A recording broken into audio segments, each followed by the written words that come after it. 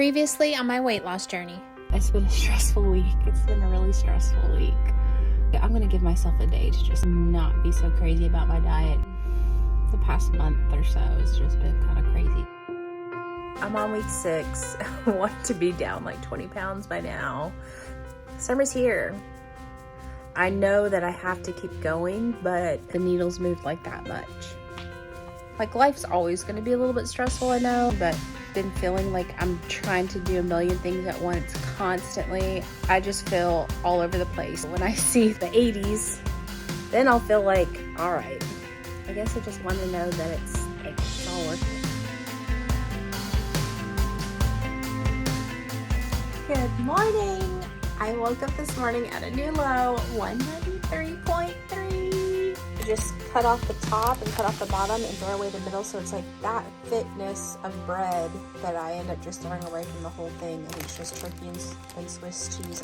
So that's what I ended up having yesterday, which is a little more carbs than, you know, my really strict plan, and my weight's still going down. So I have drastically changed my eating habits from 6 weeks ago to today, but also haven't even gone down 10 pounds. Now I need to find out how to bring my diet even better. I know that pouring into this and doing these videos, like, it gives me a sense of fulfillment. I love doing this because this is something that's like so personal to me. Once I started doing this, that's when my eating habits changed. But now I think the only thing that is holding me back right now is the stress of everything going on. I need to create a routine. When I was in really good shape, I had a good routine. I just felt productive and not nearly as stressed. This week I'm going to sit down, organize things out, block time off. This is for this time, this is for that time. Makes things a lot easier. It's that if you don't organize yourself properly, you'll pay for it, and in a big way, and so will the people around you. You have your routines that you go through every day. Well, those probably constitute 50% of your life. The things you do every day, those are the most important things you do. 100 adjustments to your broader domain of being, and there's a lot less rubbish around and a lot fewer traps for you to step into. I still have not sat down and created my routine for myself. I feel so much piling on me more and more, but for some reason I'm putting it off. This is gonna mean saying no to some things. You know, you want to be everything for everybody sometimes. Sometimes you just have to put yourself first. I have to make time for myself to recuperate, to recharge the batteries, to refill up my cup. What are my priorities in my life? How do I want my life to look? You watch yourself over 2 weeks and you think, Jesus, I did a lot of stupid things in the last 2 weeks. And you think, why? And it's because you're a collection of somewhat random personality units, and lacking a leader, they're just going to fire off whenever they want. First you're hungry, then you're thirsty, then you want to sleep in, then you want to tell your boss off, then you want to curse at the guy that cuts you off in traffic. It's like you're kind of like a 2-year-old. Just, it's one emotional frame after another vying for dominance. There's no overarching hierarchy, and there's no king at the top. I've been putting off putting together this routine all week. I have not even looked at it yet. I think I need to make a map of my life, where I want to be in 5 years, where I want to be in 10 years.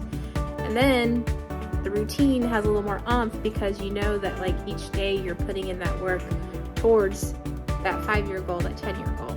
I am going to put together a life map for myself and think about what things are most important to me, what things I want to accomplish.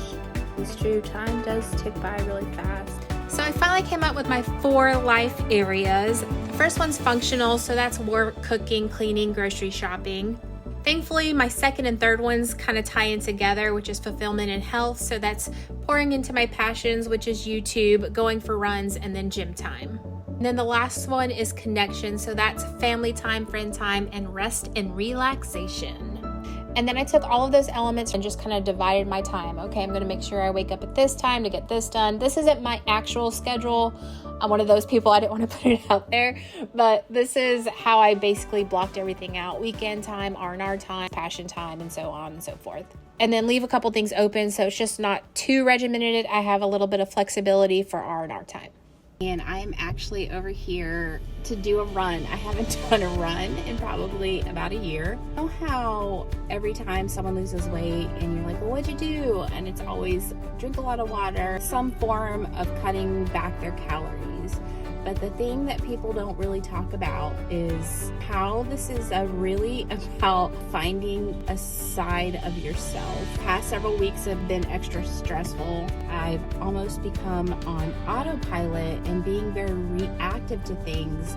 That's probably a big source of my stress lately. Like, I'm in a bit of a funk today, and that's why I'm like, you know what, I really just want to go run. It's just when I'm outside and running, I feel like this is like a death of a part of myself. I feel like I'm letting go of a part of myself. It does feel kind of like a mourning, making myself step into this new side of myself. Next week, I'm going to start going through my routine. It will probably be a lot of trial and error. So I have hit a new low this week. Although I am making progress, it dawned on me that my weight loss so far is a direct reflection of my diet. I do have a few french fries here and there. I do have a few chips here and there. It's time to take on this new side of myself. Start creating my life, deciding what I want for the future, being proactive versus reactive. Take me down to the water where we used to run free. Tell it all to the others.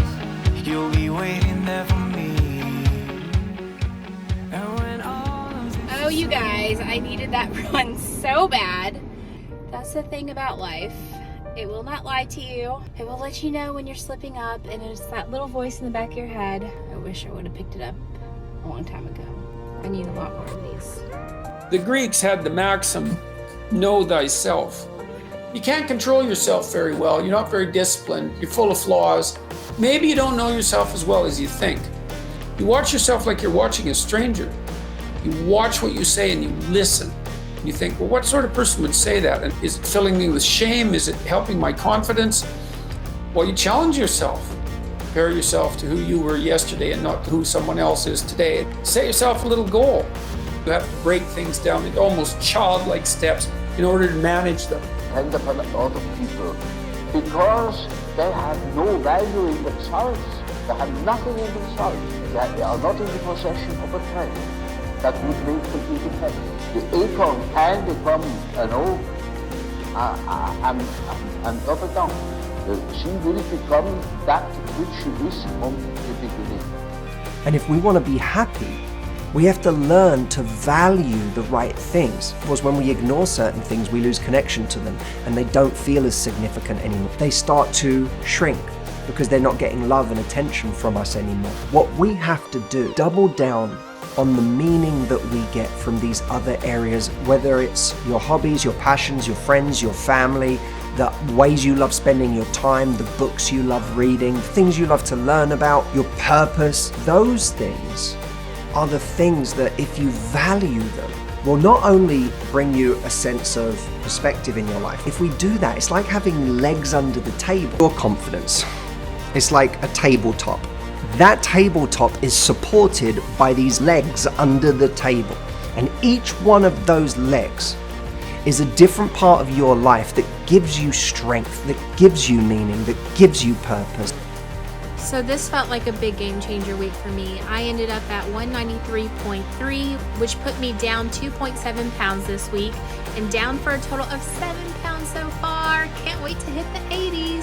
Thank you guys so much for watching, and I can't wait to see you guys next time. Mwah.